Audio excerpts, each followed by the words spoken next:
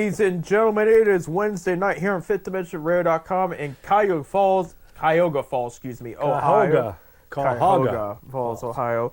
This is for April 16th. We are filming on April 15th. We decided to do a Tuesday show. We want to do it on tax day. Tax day. Taxes. Don't get me started. I don't want to get you started. No. I don't want to talk about taxes. No. I want to talk about sports because it is 10 Cent Beer at the official sports show of FifthDimensionRadio.com every Wednesday, 7:30 to 8:30 p.m. Eastern Time. I'm Seth. I'm Bob. And before I forget, I do want to wish everybody a safe and happy Easter weekend this weekend. It is the time for new life, fresh start. And I can't wait till new weather and it gets warmer, especially you and your golf. Because I'm tired of this. Speaking of golf, I won't be here on the 4th. Are you headed down to? I'm heading to Myrtle Beach. Headed to Myrtle Beach there. So May the 4th, right? May the 4th be with you. May the 4th be with you, and also with you. Star Wars Day. A day, unless you're from Kent State, that's a whole other thing too. That's I mean, I'm not even joking about that. Kent will never forget.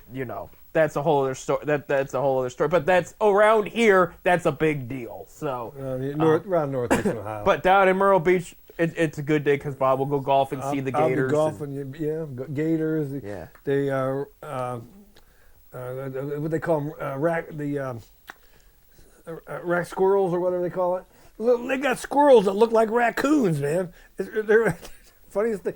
They're brown with striped tails. I can't wait. Right.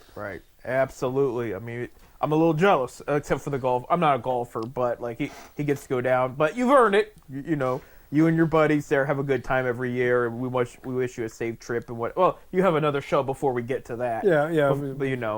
But new life.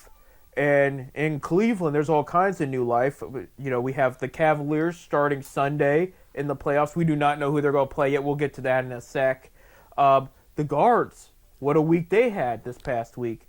But I do want to talk real quick, okay, about some new life that breathed that hit the headlines all over the sports world in Cleveland. And it is called He's Back! And no, I'm not talking about LeBron James this time.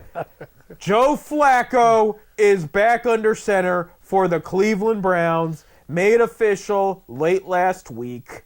I think he signed a 1-year, $4 million contract. Yeah, but here's how we know he could play: $13 million in incentives.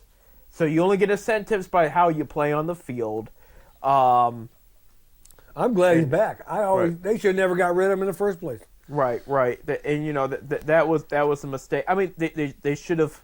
I would have used him to pressure Watson last year. I think it would have worked, and I think that's what they're doing this year. Because right now they're talking about him and Kenny Pickett going at it. A couple weeks ago, you saw Watson completely get written off. When here's the reality of it, Bob.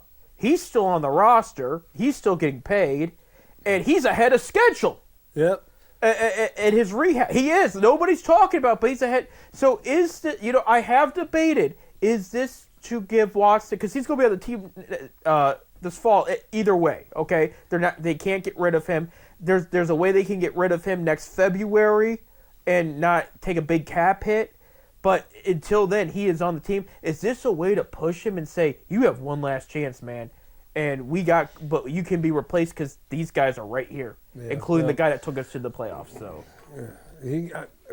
I think it's going to have to push him, but I don't think it's going to work. I really believe that Flacco is going to be your starter, and Pickens will be your backup, and he won't be ready. I'm telling. And then if he gets ready, he goes out there, he's going to probably get hurt. In my opinion, he wasn't ready last year. I have a theory. He probably should have sat the whole season out. He should have never came back. I have a theory he wasn't recovered from his shoulder surgery. That he came into camp and they noticed right away, oh no, he's not 100%. But they put him out there because that's their job. And I really believe when Haslam came out and said, he made a mistake. I always said that was a lot of money for a guy that he's already confessed, and the guy's still on the roster. So he is. They can't. Nobody would want that salary. Right. If they trade him, they're going to have to either take half the salary or pay it. Right. You know, nobody's going to want it. He's going to be on the roster. You know, what is he going to be? I really believe Flacco is going to be the guy that's going to be starter. I mean, when he was here, Flacco was here the first time. Everybody liked him. Everybody seemed like they played for him. I mean, he led us to a playoff. He beat Pittsburgh twice. Wasn't he? Didn't he beat him twice? Flacco? Yeah. He didn't play him at all.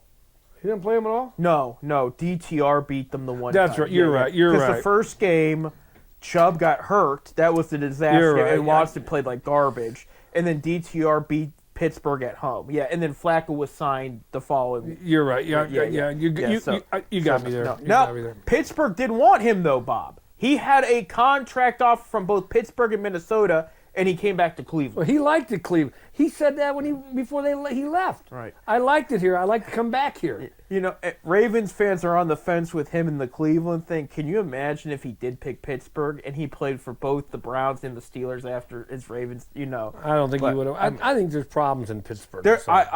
I'm right there with you, and it's not because I like to hear that. It's because you have Aaron Rodgers sitting there debating retirement because he does not want to go to Pittsburgh. Now, Minnesota's still on the board right now, and he could pull a Brett Favre. But it's either that or retire, because it sounds like he is not intrigued by Pittsburgh, who I hate to say it because I don't like the team, but they were intrigued for a while. They really were. They were a favorable option for years. And if you're a quarterback of this team, you're concerned because it's questionable O-line. You got some good receivers there in Pickens and now DK Metcalf, but your O coordinator, some people are on the fence about. Yeah. And it just you saw another thing I will mention. Najee Harris, who was a first-round pick in 2021 for Pittsburgh, he left. He's with the Chargers now. But that was a first-round pick. They didn't bother to extend it. The guy, I mean, he's solid. I don't think he's bad, but I don't think he had the line or the play calling to get the most out of him. So he took off. So something's going on in Pittsburgh. It's just been kind of something's going on there, right? You know. But here's about they have the quarterback idea going into the season. It sounds to me like the number 2 overall pick will not be quarterback. We have a draft show next week. We'll talk more about that then.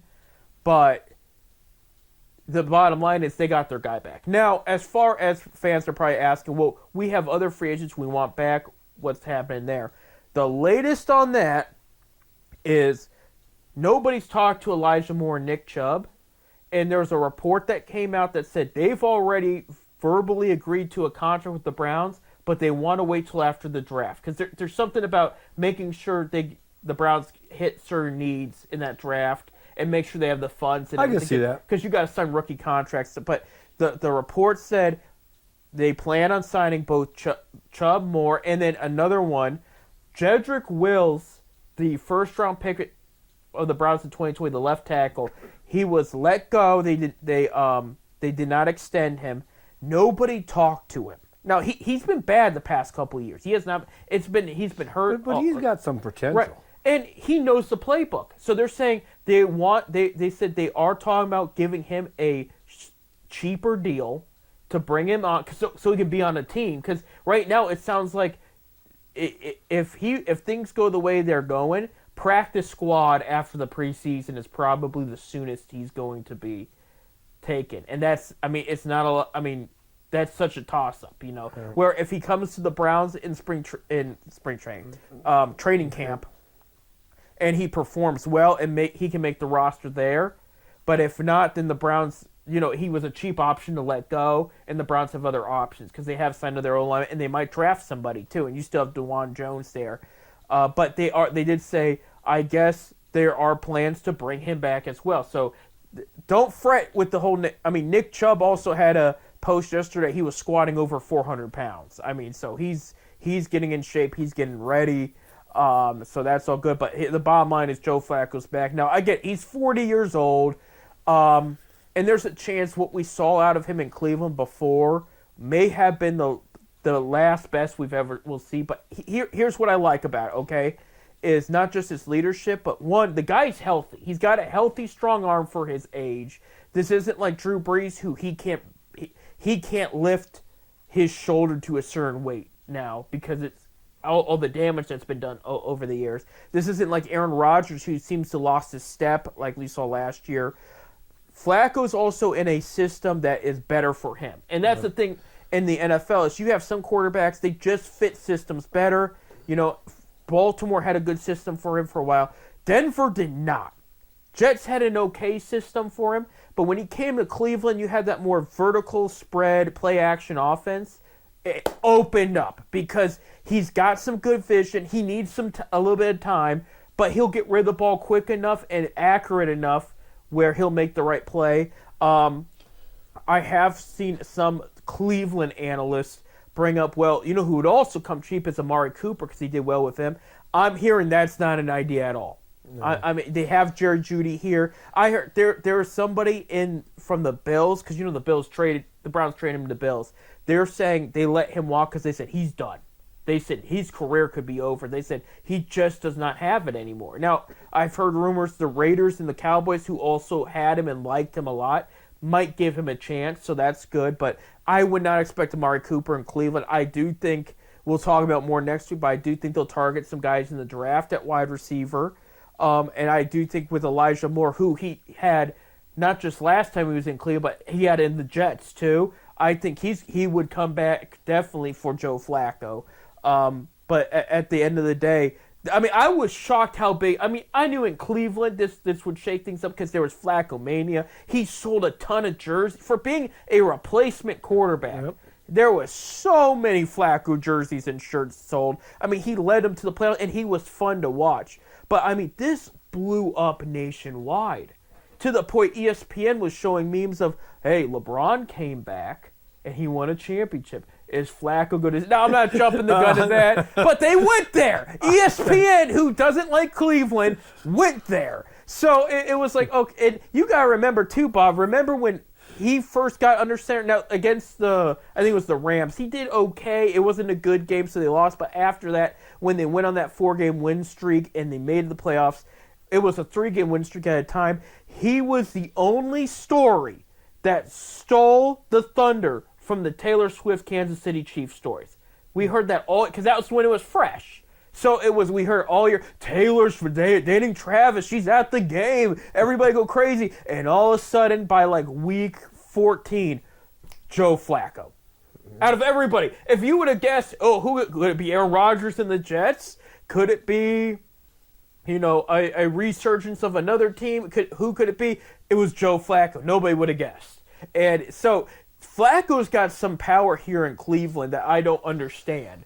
But it's a beautiful thing, and people are going to be. He's likable, and he's productive too. I mean he's in those 5-6 weeks he played, not including the playoffs. Okay, I'm not including the playoff, and we got to remember too that playoff game he did not play very well at all, which is key because we want to do more than make the playoffs, but he could also make adjustments. He's a smart player, but he broke so many franchise records in that small time period. Sure. Like, I mean, there was stuff that hadn't happened since Brian Sipes' MVP season, and he was doing it. I remember they were picking on, now, we have Kenny Pickett now, we have to defend him because he's one of our quarterbacks. But I remember Flacco's first 3 weeks of his first 3 games, including that loss to the Rams, they said he had already passed the total amount of touchdowns thrown in those 3 weeks than Kenny Pickett did in a season and a half in Pittsburgh. And they were picking on Pickett, and they're like, Pittsburgh, you keep defending this quarterback. We had a guy in 3 games pass him up, and so that went to show like this guy was just dominating on all cylinders. But I think the other thing too is I'm stereotyping here, and I have nothing against the shorter quarterbacks. There's been some that have been very successful, but Cleveland has talked about for years when we talk about the quarterback controversy. Can we just get that tall, strong arm pocket quarterback? Because it's just, Bernie Kosar was one. Brian Sipe was one. So they're like, can we find? And we never really, I like Baker. Baker had a strong arm for his size, but he was 6'1". Yeah, he got the ball. He wasn't tall. No, he was known for scrambling. When Watson's he's 6'1" and 3/4. And we can make a big list. But during this whole quarterback controversy, I think the only guy that fit that mold, and he was not very good at the time, no offense, was two guys. Brock Osweiler, if you can remember, we traded for him because we got a second-round pick to take that contract. Okay, he wasn't the worst thing out of everything we've seen, but he fit that mold, but he just couldn't produce like that. The other guy was for that one season, Derek Anderson in 2007, who threw 29 touchdowns, the only Pro Bowl quarterback we still have had since the '99 resurgence. And because he had that pocket presence and that strong arm where he was, slinging it. Unfortunately, the only difference is away teams figured something out with him, and he never was the same. And I say that because I can remember to this day, the second game against they beat the Bengals. That was a shootout game, like 54-45. It was a high scoring. Yeah. High scoring. And the second game, they lost, and the Browns were going as favored, and a report came out saying that Marvin Lewis and his coaching staff were watching Anderson on the field, and they went, watch what he's doing. Like, something clicked, and once they figured it out, the rest of the league figured it out, and he wasn't able to have those big play moments again. So I don't know how to. They never let out the cat out of the bag what they found out, but whatever they found out, he never adjusted, and opposing defenses always got to him. Okay. But so Flacco just fits that mold. He's bringing hype back to Cleveland, and that is telling me too they're not rebuilding. They might get a youngster in the draft. They told me they wasn't rebuilding when Myles Garrett resigned. Right. Because that was Myles wanted to go. Right. And Myles knew they had a good team. Right. They just needed some leadership, and that's what this is all about. Right. They brought some leadership. Myles knew that, and I really believe he knew it was Flacco that was bringing back. I really believe that, because they asked him that question, do you know who the quarterback's going to be? And he said, yeah, but I'm not going to say. He knew that Flacco was coming back, and they all loved him. Right. Right. And they listened to him, and he was their guidance. I'm sure he's going to be a mentor to somebody in some way, even if it's just Pickett. I really believe they're going to draft a quarterback late. Right. Mid or late, late rounds for Flacco to be the mentor. Well, I'll tell you this. Because Flacco only got a couple more years left, if any. Yeah. He's 40 years old. Yeah, I would say 2 years at max. And this could be it for him too. You never know. He could go out with a bang. But I wouldn't be surprised if they mentor Pickett. You got to remember. Okay, I'm not a big Pickett fan too, but they got him for a reason. They see something. He was not bad with Philly last year. He wasn't. But you remember, he was a first-round pick for a reason. Again, that was Pittsburgh's judgment, nobody else's. And so there's something there they could have been looking and said, you know what? In our system, if we touch up some of his skills there, he might be solid, So there's that. I'll end on this note before we go into our next segment. Will Howard, Ohio State quarterback, was asked, where do you think you're going to go? Where would you think, what team's going to pick you? And the normal answer is, well, I want anybody, to pick me, And he said, I really hope it's the Cleveland Browns. Yeah, I did see that. So I've seen that. I hope so, too. And you know what? He fits that mold, the tall, strong arm quarterback. He can run a little bit, too, which is fine. But 6'3", we'll talk more about that next week. We got to take a break. When we come back, Cavs are in the playoffs. They clinched the number 1 seed. Everything is good. But we'll talk about who could they play in the first round. That and more coming up next.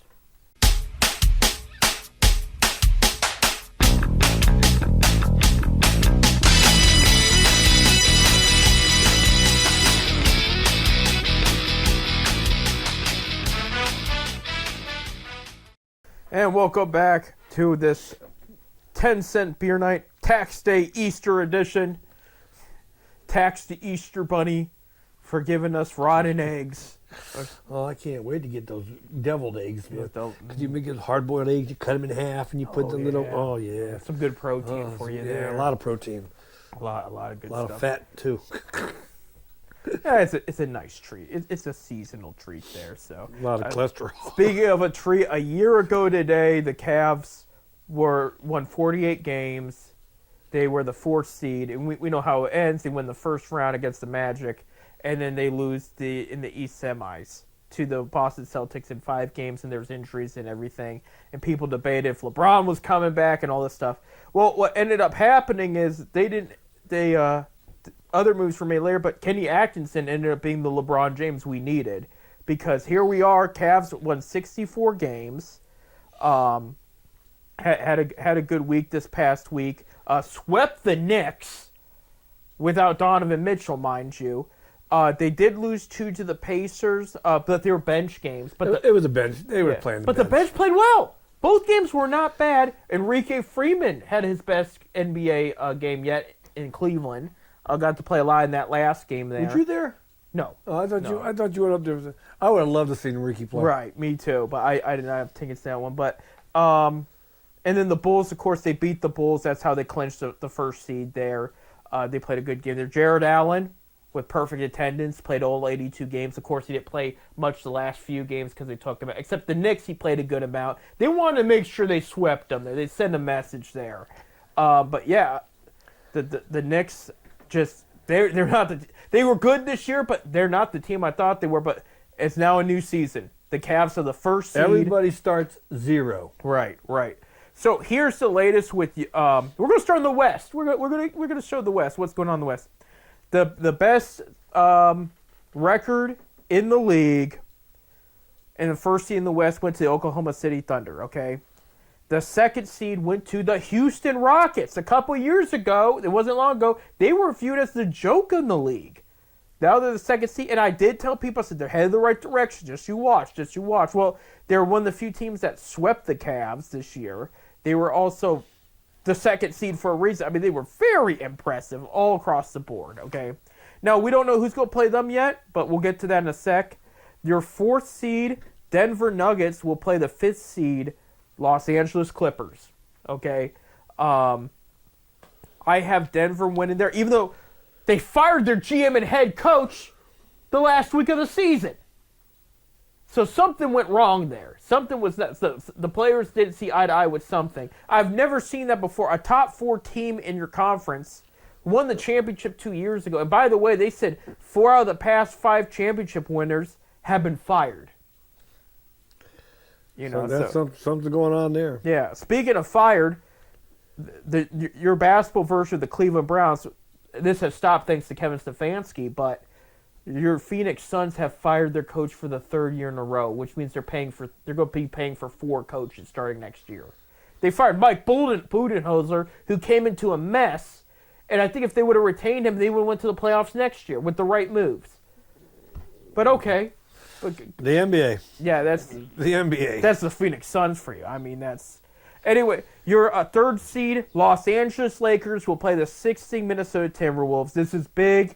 The Los Angeles Lakers added a new head coach in J.J. Redick. They also added Luka Doncic. And then you have the Timberwolves, who made the Western Conference Finals last year, going to go play the Lakers in the first round. And that's going to be... I mean, I'm going to have the Lakers in 7. I think it's going to go to 7 games. I think that the Wolves are going to come at them tough. I think it's going to be a good series, but I think LeBron and Doncic are going to edge them out. So I will take the Nuggets and the Lakers there. For your play-in, okay, for this, Oklahoma City will play, of course, the 8th seed, and the Rockets will play the 7th seed. So for the 7th seed game, you have the Warriors versus the Grizzlies, okay? Grizzlies also, mind you, fired their coach 2 weeks ago. Okay, they did drop. Okay, they were top 4, and then I still like the Grizzlies. I like the Grizzlies here too. Here's where the issue comes in. Is since Jimmy Butler has joined the Warriors, they've played a lot better. A lot better. Yeah. I will go with Grizzlies though. I'm gonna go because with Grizzlies. Under the basket, the Warriors can't compete against the Grizzlies. A healthy Grizzlies team under that bat, and I have a feeling the Grizzlies aren't done yet. they've played overall very well this year. I did say they dropped, but that whole West Conference was playing very well. I'll take the Grizzlies are the 7th seed. Now, for the 8th, the 9th and 10th team, winner goes on to play the loser of the 7th and 8th for the 8th seed, okay? Right. So it's single elimination between the Kings and the Mavericks, okay? Mavericks surprisingly have played pretty decent despite their injuries in the Luka trade. However, Kings are red hot. They're red hot. I'd go with the Kings in this one. I'm going with the Kings here. I'll tell you what, if the Kings get in there, they can maybe go a round or two. Bob, I'm taking the Kings over the Warriors for the 8th seed. You're here. You can quote me on that. The Kings are playing well. Now, what it is it's a better version of the Chicago Bulls of the past 3 years. Because of Zach LaVine and DeMar DeRozan, but they have Sabonis underneath, which is one of the better big men in the league. I know the Kings are playing well. And you have Doug Christie as coach. Mike Brown, former Cavs coach, Wizard coach. He got fired early this year for criticizing a player they later trade. And Doug Christie, he used to play for when the last time the Kings were really, really good, and they should have saw the finals, and they didn't because of Shaq, Kobe, and the Lakers. Christie was their shooting guard. Okay, so he's coming in to coach. He wears Sacramento pride on his sleeve. He loves this team. He played for them. He's coaching them, and things are going well. I'm saying it's going to take a sec for the Warriors to gel with Jimmy Butler. Yes, I know they're playing very well right now. I know they're the veterans, but again, I'm going to go with that under the basket. The Kings are pretty strong under the basket there, and you have Sabonis there who is going to play very well under there, and then Zach LaVine and DeRozan are lining up. I mean, I saw the Kings beat the Cavs a week or so ago, and those two played very, very well. So I'm predicting Sacramento Kings are going to play the Oklahoma City Thunder, and if they do, I will take OKC in about, I'll say 5 games. I do think OKC is the real deal. I think OKC is the best team in the West. Right. But they still have some work to do, but I like OKC there in 5. And then if we have Grizzlies and Rockets, I could see that going to 6 games. I think Grizzlies could put up a fight. I think because the Rockets, they're playing very well, but they're also that young team that's going to rely on veteran leadership to help learn the ropes. Look, the Cavs were a couple of years ago against the Knicks in the first round. There was a learning curve, unfortunately. It led to only 1 win in that playoffs. But once they got that under their belt, it was like, okay, now we can make these adjustments. I think the Rockets can win the first round, but you're going to have a little bit of that because a lot of the stars on that team are so young and so new to the playoffs. It is going to be a different experience for them. So we go to the East. We don't know who's going to play against the Cavs or the Celtics right now. You're going to have the 4th seed Indiana Pacers play the 5th seed Milwaukee Bucks. It just came in this morning due to a blood clot. Damian Lillard is already going to miss the first couple games for the Bucks. Okay? I have said before, the team outside the Boston Celtics that scares me in the East is the Indiana Pacers. I like the way they play, and they're favored to be who the Cavs play in the second round once the Cavs hopefully move on. God forbid any big upset there.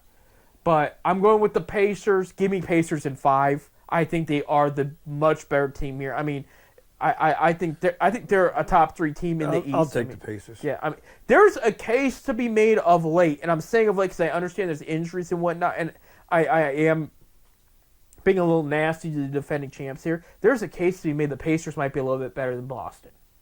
But Boston's got a little bit more firepower, but I think Boston got a little bit more experience. Yeah. They're more veterans. Right. And those two teams did play in the Eastern Conference Finals last year, so it was a good matchup. So I'm going to take Pacers there. You got the 3rd seed New York Knicks versus the 6th seed Detroit Pistons, and again, one of the most improved teams in the league outside Houston is the Detroit Pistons there. And so J.B. Biggerstaff, though, can't win. Like, he finally makes the playoffs with his new team. I should say finally, it was his first year there. but he turns them around, and then he's got to play the Knicks in the first round. It's Cleveland all over again. Give me the Knicks in 5. I will say 5 because Detroit's headed the right direction. They're going to be very successful.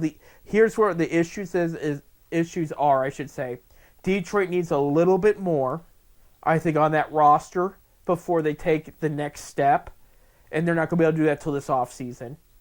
And I think matchup-wise, the Knicks just overpower them. I think overall, I like Cade Cunningham, Duran, the center for the Pistons, very productive center, a double-double machine. There's a lot to like. The other issue I have is, and I don't agree with this, but I don't know if you've seen this, Bob. I don't know if you've paid attention to this part in the league. The one thing that's concerning, and it might explain a little bit why the Cavs had issues with Bickerstaff. Bickerstaff brought back the Dirty Pistons, from the late 80s and the early 90s, where they're fighting, and even Bickerstaff has used more language and threats against refs and other players than he's had in previous experience. And there has been the most fights in the league happen during Pistons games. And it's been the talking and physical altercations. And I think he's got that too much in their head. It's one thing to be tough. It's one thing to play mean. But if you're not winning games because of it... Well, over the years, Detroit was always known as the bad boys. Right. Always. Even when they had Bob Lanier and those guys back in the 70s. Right. They were the bad boys. So it's a tough city. Right. I think that they're just going to get a little overconfident. I won't even say overconfident, but I think they're going to go over their head. I think, especially in New York, when the lights are shining, I got Knicks in 5. I'll give Detroit one game, like Bickerstaff won a couple. I'll years. take Detroit. I'll take the Knicks. And I don't think Detroit has a chance with the Knicks. Now, talking about the play-in for the East, for the 7th seed will be between the 7th seed Orlando Magic and the 8th seed Atlanta Hawks. I'm going to take Orlando there. I told you that during break and whatnot. I think Orlando of late's played much better. There's still some injuries. Like I know Suggs, he's out. His girlfriend got drafted by Chicago last night, so congratulations to him. But he's not expected to play, but they are playing very well of late. I think they beat the Hawks. I think the Magic are going to play the Celtics, and I say give me the Celtics. I'll say even in 6, because I think Orlando there's parts of their roster that will compete well with the Celtics, but I'll say with Orlando also losing to Cleveland last year and going through that, I will give them one more game here. Because they're going to know how to fight better too. They're going to know how to play better. They've learned from the experience they had last year against Cleveland, where I think they're going to apply that against Boston. And I'm going to say, give me Boston in 6, but I do think Orlando's going to get an early exit again. So then I have Atlanta. They would lose that game and they would go and play for the 8th seed there. You have the Bulls who are the number 9 versus the Heat that are the number 10. I am going to take the Heat in this situation because the Bulls played better than I thought they would this year. I'll give that. But just if I look at the matchup, if everybody's healthy, Tyler Hero is a great playmaker for the Heat. Bam Adebayo has been tearing it up, especially since Jimmy Butler's been gone since that trade. Another guy, when he plays, I heard the rumor he's not happy there, but when he plays, the stats are higher than they've ever been for him. Andrew Wiggins, the former first overall pick for Cleveland, is playing. We're talking like 33 points a game type and great defense. If those guys can gel well together, I have them beating Chicago there. But I am going to have in a very close game, I have Atlanta edging out the Miami Heat there, and Atlanta will play Cleveland. And remember, we were talking at break, they split the series against Cleveland. They won the first 2 and lost the last 2. And, of course, there was that big trade made at deadline between the two teams where DeAndre Hunter came to Cleveland and Caris LeVert and George Niang and draft picks went to Atlanta, okay? And Hunter was great for Atlanta and kept him at bay there. LeVert and Niang picked up where they left off, And Niang played for Quinn Snyder before in Utah, so Snyder knew how to utilize him. And they gelled well with everybody, and it's worked out. But remember, Atlanta's beat these guys twice, and Cleveland didn't forget about it. Jared Allen's brought up and throughout the middle of the season and interviews and whatnot. He says, I don't know what's with us in Atlanta, but that needs to be fixed. I got dispatched up here, and I'm going to go Cleveland in 5. I'll give Atlanta 1, but I think Cleveland played the Atlanta the last 2 times pretty well. I'm confident that they'll be okay here, but I think Atlanta could win 1 in Atlanta, and especially Trae Young, how clutch he can be. And this is an Atlanta team. A few years ago, they were in the Eastern Conference Finals, right. But they made some moves that they probably should not have at the time, and that sent them back. And you don't want to, make those type of moves. You want to find a way to move forward. And that's what I love about the Cavs last offseason is we heard all these rumors, and we thought for sure LeBron was possibly coming back and all this. Doesn't happen, and they don't do really much of anything, except at the trade deadline they traded for Hunter. That was the only move they did. They brought Atkinson on board. They liked what they had, and they liked the chemistry. And chemistry is huge in basketball. Absolutely huge. And we saw why. They won 64 games because of it. The second most in franchise history. But they play together. They're a good team together. They gel together. They love each other. Their starters are great. Their bench, you can rely on the bench coming off and doing their job. Right. They're going to go far. I just hope. Right. One series at a time, one game at a time. Start Sunday. They for sure will be in Cleveland Sunday for Game 1, no matter who they play. They said Sunday night, or maybe Sunday afternoon. I don't know. They didn't name the times, but they said Sunday in Cleveland. It's the first game. They got all the banners up for the Cavaliers playoffs. Tickets are on sale and whatnot. So at the Rocket, Rocket Arena. Rocket Arena, yeah, they don't call on it Easter. But you can sit down, enjoy your Easter dinner with the family, watching the Cavs take on whoever they are. So we have Atlanta, but it could be Chicago, it could be Miami, and I'll tell you this: if it's Chicago, I think it's going to be a clean sweep. If it's the Magic, I think the Magic will give the Cavs a better run than. I agree, but I also think without Suggs, because Suggs was huge on defense for them against Garland, I would take the Cavs in 5. It won't go to Game 7 this year, but I would take the Cavs in 5. If it's Miami, I would say Cavs in 5, just because the Cavs do not do well in Miami, but they can find a way to win one of the games in Miami. But that thing is, historically, Cavs just do not play very well in Miami. That's the only thing that would Miami would have against the Cavs. But those are my picks there. But hey, go Cavs! We're looking forward to it. We gotta take a break. When we come back, we're going to talk about what happened this past week at baseball. Guards had a very good week last week. We're going to talk about that and more. Stay tuned.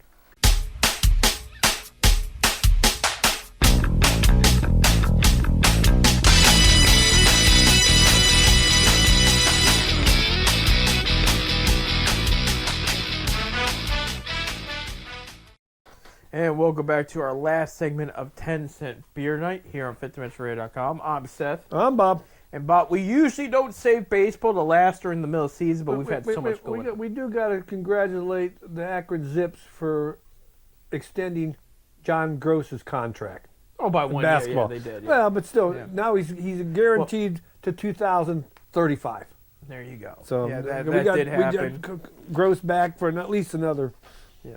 Well, while we're congratulating, I'm glad you did bring that up. And first, we love John Gross here. We are thrilled. He's going to be here for another 10 years or so.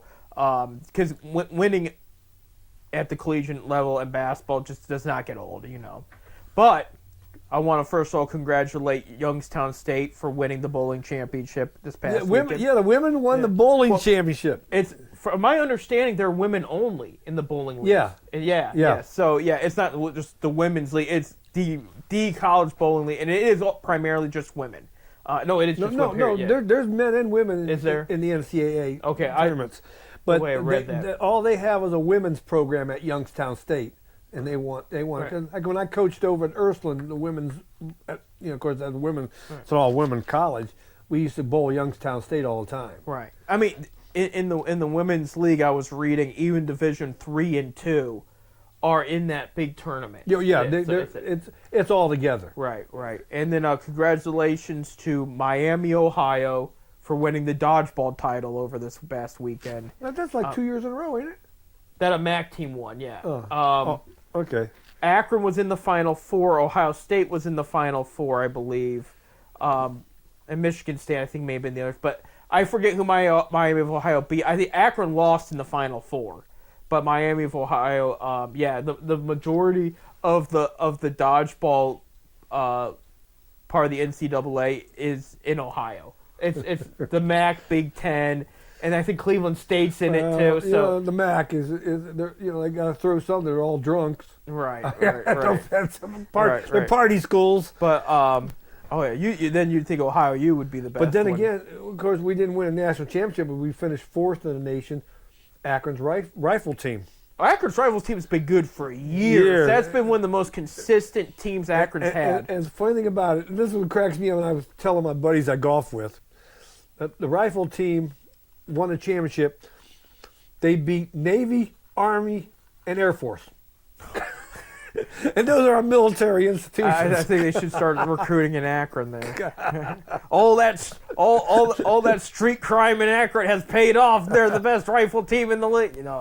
Bad joke there. Bad joke. I'm from Akron. I'm from that side of Akron too, so I can make one. I grew up by the University of Akron. I mean, I lived most of my I down off of Exchange Street. Right. So it's going to be sad to throw this out, but just to give a taste, my youngest half brothers used to count the drive-by shooting shots in the morning before school. Like, it wasn't on our street, but you could hear it the other, because it's quiet. It's in the morning, nothing's there, and they could count them. I mean, I lived in that part, so I'm bringing it up because I can make that joke on occasion because I lived near it. Well, it ain't no better. No. It shouldn't be there either. We're not excusing violence here, people, but we're explaining that we lived through it.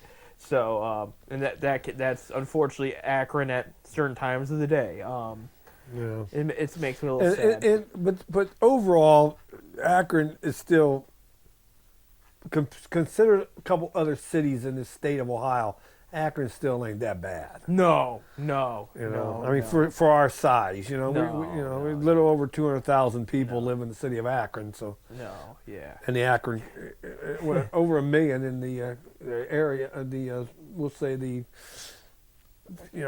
suburban area. Right. There's over 1 million people. So I did read for laughs. I forget if it was Bleacher Report or whoever. Somebody said create the worst university for sports. So it was naming like teams and like if you had a soccer team, who would you be? If you had this cheerleading squad, if you had these fans, who would you be? And it said worst area location for university, and it did say Akron. They had University of Akron listed, so that's probably why. Well, first of all, I always said they should have.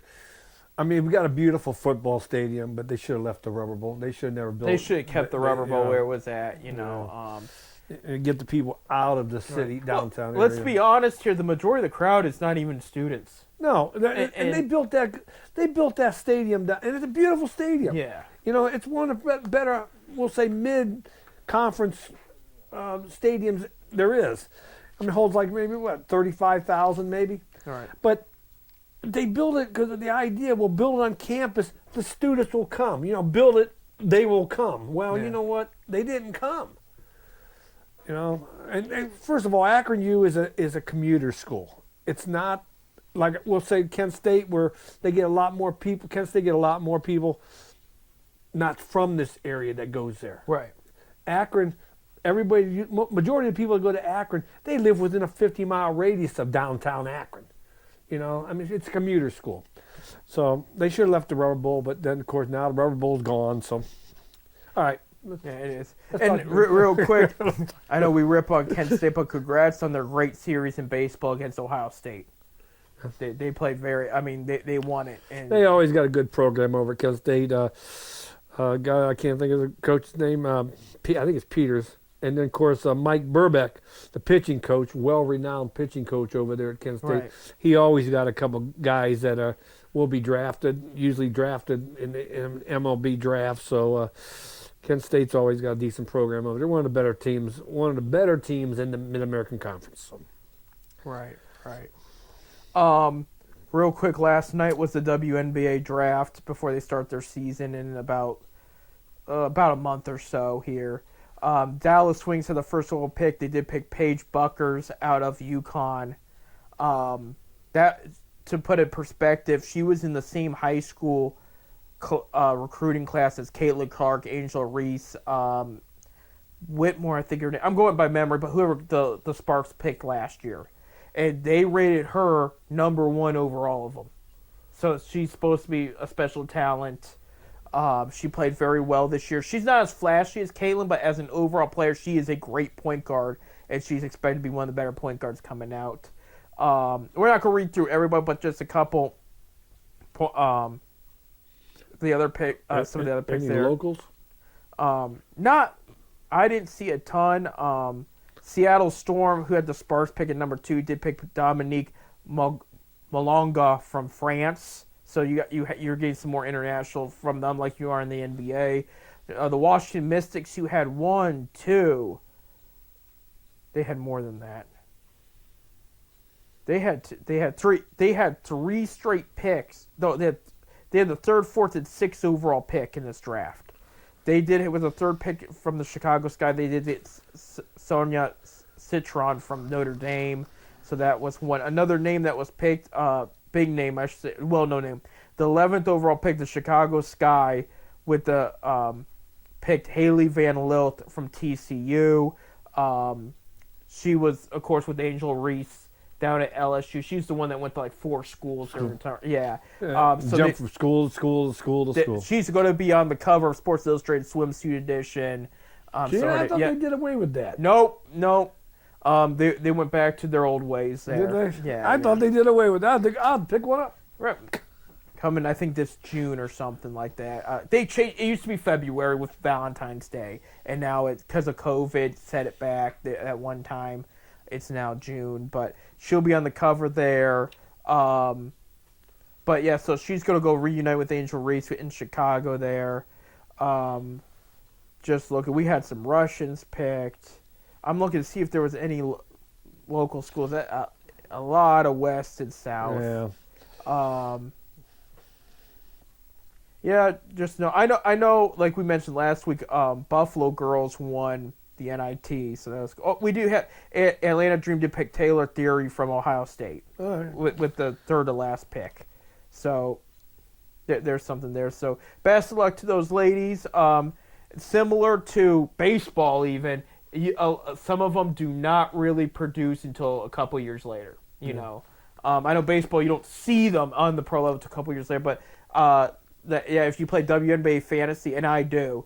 Be weary about picking up some rookies. Last year, Angel Reese and Caitlin Clark were very much worth it, but the rest, just give it a couple years. You got to give them You got to give them time. Right. Paige might be worth taking. High school to college, completely different. College to the pros, completely different. Right. So.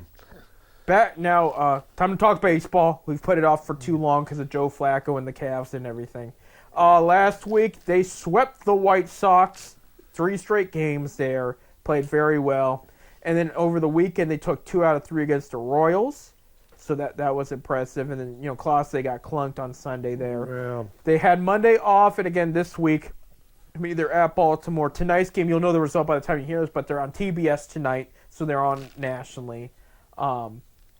Baltimore, it's gonna be a test, but it's baseball, and they have enough talent they can win any game of the week. So we'll see how that goes. This next weekend, this coming weekend, they're going to be at Pittsburgh to play Paul Skeens in the Pittsburgh Pirates. Skeens won last night, played very well. And they'll have. So they should win. I'll say they should sweep that team. That should be a sweep there. If they can walk away winning 4 out of those 7 games. Well, the goal in baseball is win the series. Win the series. Period. You win 2 out of 3 in a series, you're going to win 90 games, and that's pretty much going to get you in the playoffs. Right. So the object is win the series. I mean, they've only lost one series so far this year, and that was to San Diego. I think San Diego swept them. They lost 2 because they lost to Angels too. Angels won that series. Did they really? Yeah. Yeah. Well, the object is win the series. I know they're what 7-7, or I think they're 7. 8-7. They're 8-7, second place in the AL Central there. So it's still early. Well, it's way early. You still got 150 games left. The Orioles is a possible playoff matchup if you want to think way ahead, and the Pirates are a lottery team. And there are lottery in baseball, so we can say lottery team now. Before our next 10-cent beer night, they will be starting their series against the New York Yankees at home, and that's one to watch. I mean, this is the first time they play them since the ALCS. That's going to be a tough one. Yankees are overall playing pretty well. I just don't view the Yankees as tough as last year, given some of the moves, the emergency moves they made. It was one of those the Yankees lost certain players, so they had to fill it with another big name player, but that big name player might not be a fit. But they had to do it anyway. It was the Yankees. It was a panic Yankees offseason. They want to compete with they want to get back in the World Series, but they lost Juan Soto. They lost a couple of their key players. So they went for guys that they were hoping would be a good fill-in, and we still it's still too early, but but at the same time the guards gave up a lot of talent too. Josh Naylor having a good start with Arizona so far, and they could be using that bat right now. But overall, good week last week, very good week. And you want to beat your division, you don't play them as much anymore. So you got to win your division, right? So winning two series against the Royals already this season's a big deal, and then sweeping the White Sox, a team you should be. I had a guy yesterday tell me, he says, well, they're in the Central Division. I'm saying, you know what, the Central Division last year, 3 teams almost wasn't made the playoffs out of the division. Of the 5 teams, 4 of them was over 500. The only division in all of baseball that had 4 teams over 500. Right. And this guy's telling me it's the worst division in baseball? It ain't the worst division in baseball. No. The worst division is probably going to... It might be the National League Central. I would vote for that when I was thinking the AL West potentially. But the AL West, because you got the Dodgers usually run away with it. AL West. AL West, yeah. Yeah, with Texas Houston, and all Texas them, but Oakland. Here's your standings update real quick. In the AL Central, Tigers are in first with 10-6. We knew Tigers would be competitive. Guards are 8-7. Royals are 8-9, thanks to the Guards. I mean, most of those losses are from the Guards already. Twins are 5-12.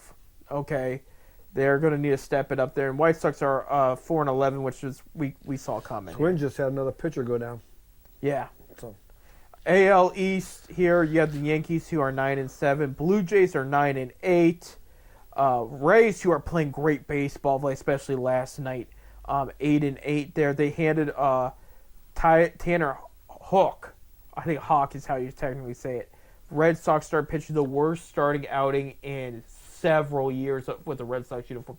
The Rays won 16-2 or something like that. It was bad. Red Sox hanging there at 8-10, and the Orioles had a slow start at 8-6-9.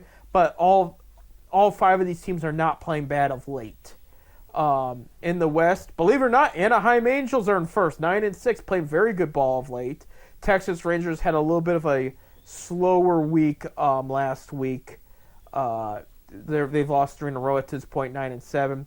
Seattle is 8-8 there. Houston is 7-9, and A's are hanging in there at 6-10 in their AAA stadium in Sacramento. Which, I'll be honest, it's weird, but it's a cool look at the same time. Take it however you want. In the NL East, Mets are on top there, 11-5. Phillies are 9-7. Marlins are 8-7, hanging in there. Overall, playing some solid ball. Nationals are 6-10. Let me tell you, watch out for James Wood, the outfielder there. They got in the Juan Soto deal, the prospect. He's playing very well, and he's showing a good power bat there. That could be one of the better hitters in the league soon. And the Braves are 5-11, still struggling, both pitching and at the plate. It's been pretty bad. In the NL Central, Cubs are 11-8, won a series against the Dodgers over this past weekend. Reds are 8-8. Bob, they're hanging in there in second there. Old Terry's got them going. Yes, he has. lot better baseball. Hunter Green, a great start to the season. Very impressive. Cardinals are also 8-8, hanging in there. Brewers are 8-9, and Pirates are 6-11. So far, I do agree that NL Central could be the worst one, but so far it's not the worst start to the season. It really isn't. In the NL West, the Padres are up 14-3. Fernando Tatis Jr. looks like his old self again. As long as he stays healthy, I expect him to be in the MVP talks there. Giants are 12-4 after a solid week this past week. They've won 2 in a row. Dodgers are 12-6. They lost both their series last week to Washington and to Chicago. The White Sox. No, the Cubs. I know the White Sox beat somebody, took a series from somebody. I'll have to look up who I can't think on the top of my head who it was, but no, the Cubs won the series there. Not sweep, but they won the series against LA there. Diamondbacks are 9-7. Pitching's been okay. I thought we'd see a little bit better out of Zach Gallen and Corbin Burns out of the gate. But I mean, it's Diamondbacks will get better as the season goes. Rockies 3-13 got hammered last night by home runs against the Dodgers there. So it's just, it's still early, but it's still what about our Rubber Ducks? Our Rubber Ducks, we got 30 seconds left, and Rubber Ducks had a great week. I know they were winning. I know they won the opening day there. I know that prospect is awesome. It sounds like he's hitting the ball well. He won't be at Akron very long. No, he might not be in the minors very long either. I mean, and that is the reason Of course, when I seen him play, he was a DH. He didn't play the field. I told people he can hit. There's 2 reasons why they traded Andres Gimenez, who, by the way, is having a strong start with the Blue Jays.